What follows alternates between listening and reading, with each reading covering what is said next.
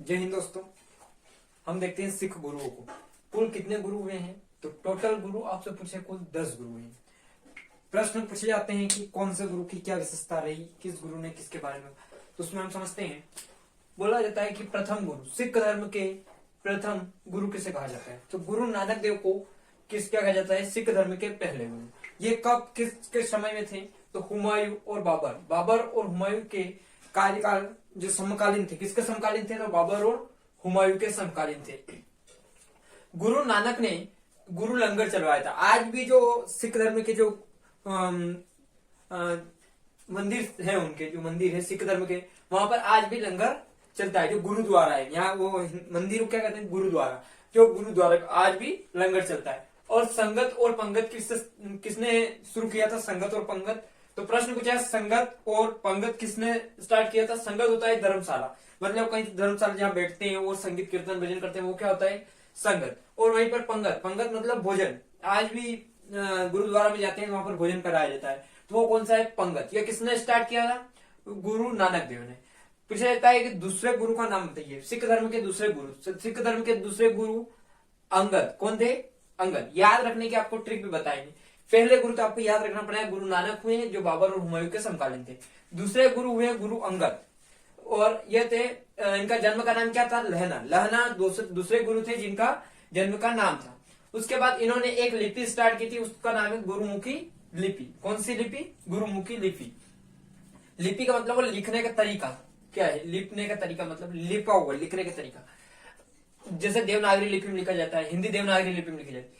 तीसरे गुरु देखो, याद रखने का सीधा ट्रिक, पहले है गुरु नानक, अंगद, दो याद रखे। तीसरे अमर, 3 अक्षर है, तो तीसरे गुरु कौन हुए? गुरु अमरदास जी, जिन्होंने एक विवाह, जो हिंदुओं से अलग विवाह प्रचलित पद्धति होती है, वो है लवन विवाह पद्धति। किसने स्टार्ट करवाई थी? किसने शुरू की थी? गुरु अमरदास ने। और इन्होंने 22 गद्दियों की स्थापना, प्रश्न सीधे पूछेगा 22 गद्दियों की स्थापना किस गुरु ने किया?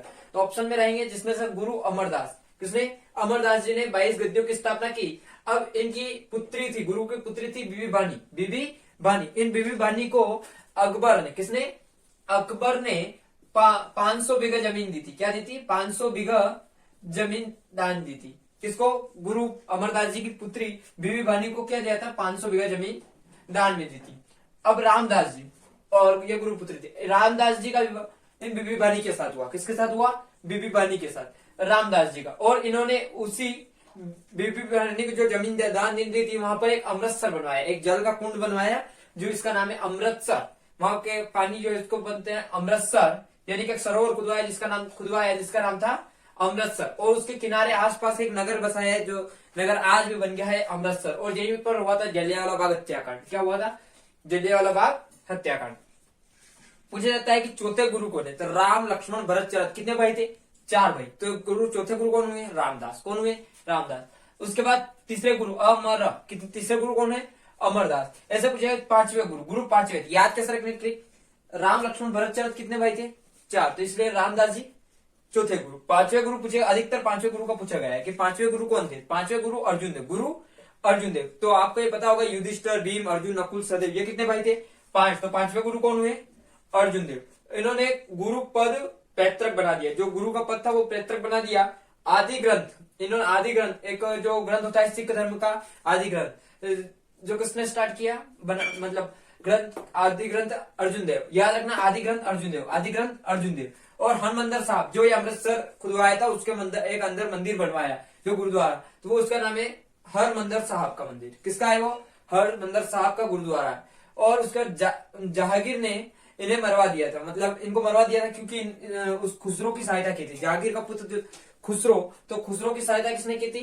अर्जुन देव ने की थी, इसलिए जहांगीर ने इनको मरवा दिया था। उसके बाद थे गुरु गोविंद सिंह। गुरु गोविंद सिंह ने अकाल तख्त की स्थापना की थी। अकाल तख्त की स्थापना किसने की थी? हरगोविंद ने, हरगोविंद ने। इसके बाद लास्ट अंतिम गुरु आते हैं गुरु गोविंद सिंह, वो अलग, और ये इनसे पहले थे हरगोविंद। उसके बाद 7वें गुरु, याद रखने का सीधा तरीका है कि हर राय कौन से गुरु हुए? तो जैसे इसके बाद आते हैं 8वें, हर राय। 7 लोग जहां इकट्ठे हो जाए वहां राय नहीं देनी चाहिए। 7 लोग जहां इकट्ठे हो जाए वहां राय। 7 से हुआ 7वां और 7वें गुरु हर राय। कौन से हुए? हर राय। और दारा सिखों को जब मिलने आया था, उनको आशीर्वाद, दारा सिखों को इन्होंने आशीर्वाद दिया था। इनका एक ही इंपॉर्टेंट पॉइंट है। इसके बाद आते हैं 8वें गुरु, जो आपको आगे बताते हैं।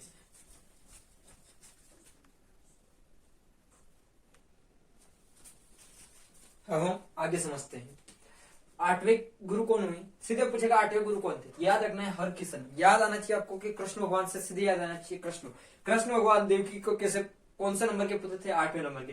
तो हरकिशन कितने नंबर के गुरु थे, 8वें नंबर के, जिनकी मृत्यु चेचक के कारण इनकी मृत्यु हो गई थी। उसके बाद में पूछा जाता है कि 9वें गुरु कौन थे। 2 गुरु आपको विशेष याद रखना है। प्रथम गुरु नानक देव, उसके बाद में याद रखना है गुरु तेग बहादुर, उसके बाद गुरु गोविंद सिंह। गुरु को तेग बहादुर ने इस्लाम नहीं स्वीकारा था, जिसके कारण इनको मरवा दिया था। गुरु तेग बहादुर ने इस्लाम को स्वीकार नहीं किया था, इसलिए इनको मरवा दिया था। गुरु गोविंद सिंह गुरु, इसके बाद याद रखना है गुरु गोविंद सिंह, सबसे अंतिम और महान सिख धर्म के अंतिम गुरु। पूछेगा कि 10वें गुरु कौन थे, तो गुरु गोविंद सिंह। और अंतिम गुरु भी पूछे तो भी यही होंगे, अंतिम गुरु भी क्या होंगे, यही थे। इनके बाद इन्होंने कह दिया था जो आदि ग्रंथ था, जो अर्जुन देव के समय से आदि ग्रंथ था, उस ग्रंथ को बाद में गुरुवाणी में तब्दील कर दिया। और गुरुवाणी आज भी गुरु का कार्य करती है। सिख धर्म के अंतिम गुरु हुए गुरु गोविंद सिंह, जिनका जन्म पूछा जाता है पटना। ऐसा प्रश्न ऐसे पूछा जाता है एकमात्र ऐसे गुरु जिनका जन्म पटना में हुआ, ऐसे पूछे तो गुरु गोविंद सिंह। और या पूछे कि पंजाब से बाहर हुआ कहीं, तो वो क्षेत्र कहाँ था, पटना। ये पटना बिहार की राजधानी है। ये 1666 ईस्वी में इनका जन्म हुआ था। और इनका जो निवास स्थल था उसका नाम था आनंदपुर साहिब। आज इनका जो निवास स्थल था वो आनंदपुर साहिब। गुरु गोविंद सिंह ने खालसा पंथ की स्थापना की थी। प्रश्न पूछा जाता है खालसा पंथ की स्थापना किसने की थी, तो गुरु गोविंद सिंह ने। और गुरु गोविंद सिंह ने बोला था 5 ककार रखो। 5 ककार थे, केश, बाल रखो, केश, उसके बाद में कड़ा रखो, बाद में कड़ा रखो, कच्छा रखो, कपाट रखो, यानी वो आज भी सिख धर्म के कपाट होती है। उसके बाद बोला था कंगा रखो। आपको याद कैसे रखना है, 5 चीज। एक तो केस रखो, और केस रखोगे तो इनको के लिए कंगा रखो। क्या रखो, कंगा। एक कड़ा बांध के रखो, और एक कृपाण, क्या रखो, कृपाण, जो सिख धर्म में आज भी छूटे कृपाण रखने